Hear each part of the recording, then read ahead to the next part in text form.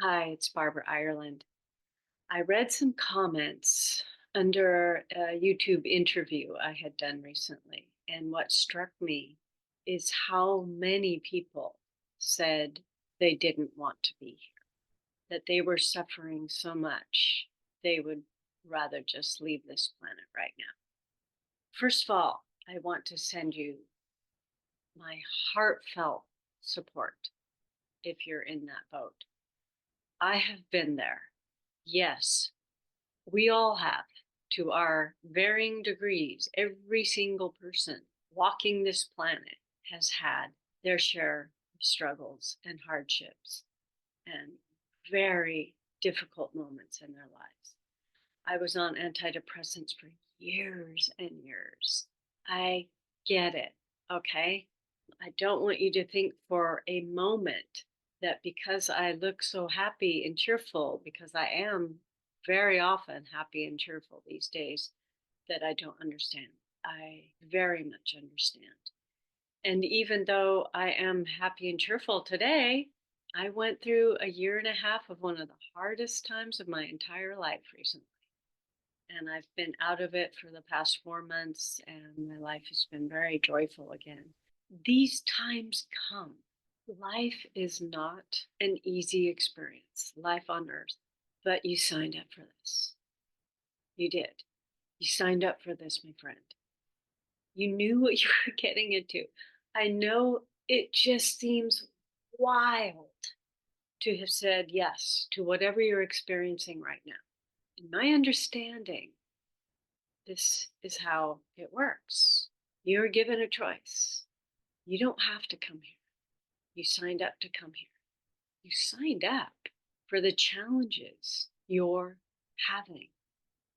And they may not be the specific things that you're experiencing, but the emotional content you're experiencing is what you signed up for. Whether that's fear or anger or disappointment, feeling disrespected, feeling jealous, whatever these feelings are, that's what you signed up to overcome. So you could refine who you are, refine the sculpture of you. It's like your soul has this kind of cool sculpture of you, but it's a little rough. And so you said, hey, you want to go down there so you can learn some more sculpting skills, so you can refine. And you said, I want to go down there and learn some new sculpting skills. Here you are.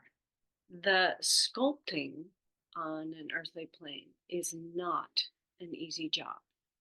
It takes incredible strength and commitment and sense of self, letting go of resistance, letting go of what we want something to be.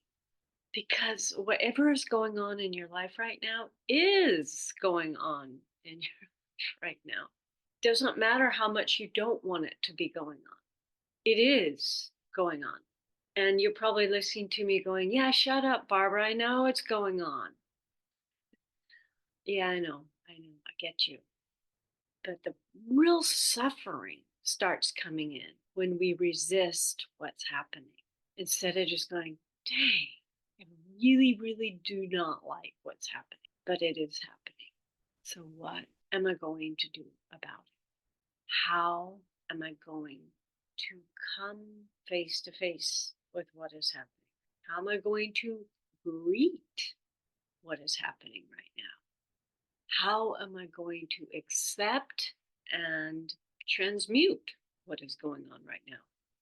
The intention by which we deal with these hassles or traumas that come to us is where we get to refine ourselves.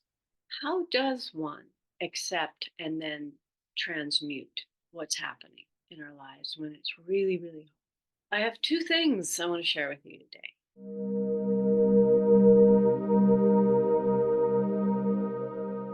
The first one, are you going to be surprised? I'm talking about de-looping your thoughts. This is not about just being positive. No, we're not overlaying some icing onto a SHIT cake. No, we're not doing that here. We are removing the underlying layer that is creating the SHIT cake. We are removing the program that has been running in your head for God knows how long. The one that's you're not even aware of. This thing has been rolling on in your unconscious since you were in childhood. And you're just packed on top of it, belief after belief, based on the programming that you have going on. And so everywhere you look out, you have a part of your brain that filters everything out except for the things that are going to line up with your beliefs. Yeah. So if you have some faulty beliefs or beliefs that are not helping you, then that's what you're going to see in the world. That's what you're going to experience in the world. And guess what? That's what you're going to be also creating in this world for you. So you want to get at that foundational piece, the program. And one of the best ways, it's the delooping method. The whole process is super simple. The part that is more difficult is remembering to do it and then committing yourself to do it, because you'll feel better very soon and then you probably forget about it and then you'll feel crappy again. Go, what happened? Well, you forgot to keep going until the program is changed, until the brain neural pathways are changed. That's why it's really important to stay on it for some time. So, quick refresher for those of you who have not read my book, or even if you have read my book, let's just do the first 3 steps of the delooping method so that you know what we're talking about here. Whatever this issue is in your life that you are really, really annoyed about, really upset about, really hurting from, let's just choose one. It's a relationship or money or your health or whatever it is. Make an intention, make a committed intention that you are going to look at your thoughts, notice as many thoughts as you can about that issue for 1 week, ideally much more than a week. But let's just stay with the first week and see what happens. Wake up in the morning with a note by your bed. What is my first thought? Are you thinking about this thing? Are you dreaming about this thing? Does this problem show up when you're driving your car to work? Does this problem show up when you're walking your dog? Does this problem show up when you're on the phone talking with friends and it triggers something again? Does this problem show up in your head when you're brushing your teeth? Does this problem show up when you are laying in bed ready to go to sleep? It's probably showing up all the dang time. You're just not aware of it. So start becoming aware. Listen to the actual wording that's going on in your head around this problem. These thoughts you're churning on, you're chewing on, that you're on the hamster wheel about, are holding in place the old programming. So you want to notice those thoughts. As you're noticing them this week, you start delooping them. The first step is detect, which we just discussed. Second step, detach. All you have to do is put a name on it. Say, oh, there's that mind loop. That's a mind loop. I'm thinking that thing again. Or that's a negative thought. Or there's that frustration again. Or that's that judgment about my family member again. That's the self-doubt again. Oh, there's anxiety. Oh, this is what depression feels like. This is depression. However you want to call it, name it. Because when we have these thoughts, they are, I am lazy. I am broke. I am sick. I am unloved. I am a loser. Whatever. I am unhappy. I am afraid.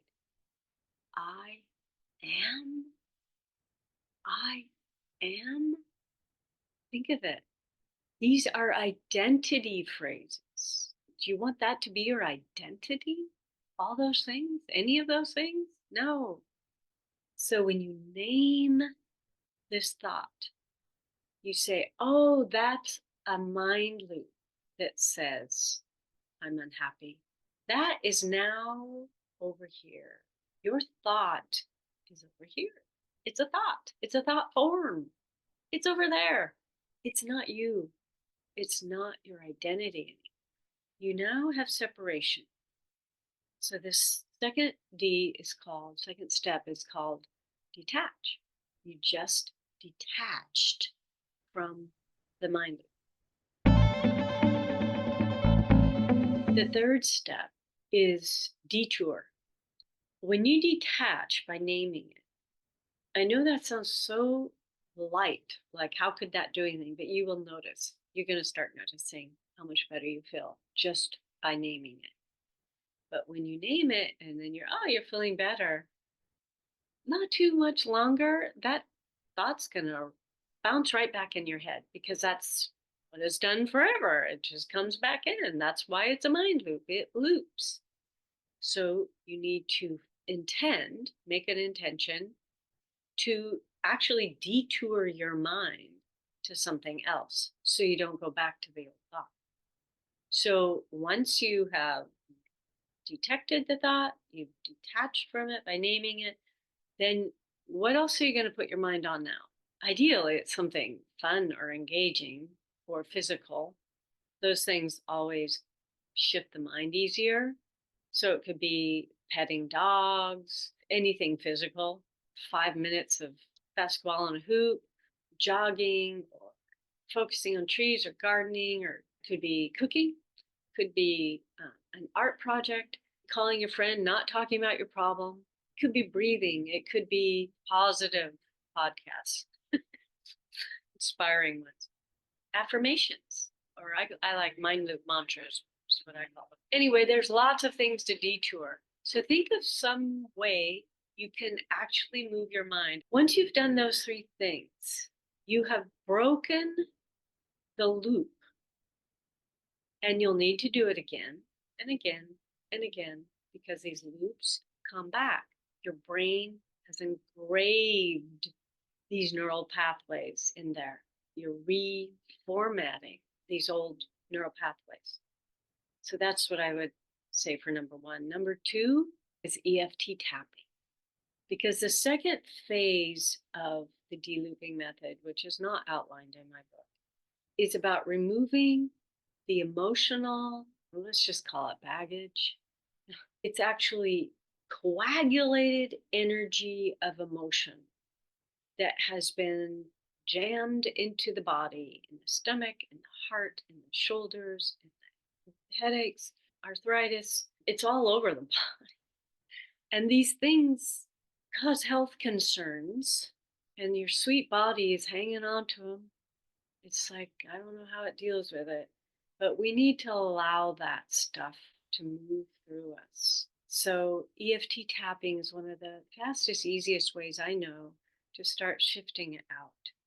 So whatever this issue is you're working on this week that's causing you suffering, go online on YouTube and put in EFT tapping and then whatever your issue is, and see if there is someone who has created a video that helps with that. There are a lot of practitioners out there. I have a definite favorite myself, who I think is very intuitive, to the point, and funny. I will put them in the description, but you find who works for you. And if you don't know anything about EFT tapping, don't worry about it. Just follow the person. You will feel better. It's an amazing technique. It's used for all sorts of trauma. It's used for veterans, PTSD. It's used a lot for phobias. So commit to doing them for a week, these two things.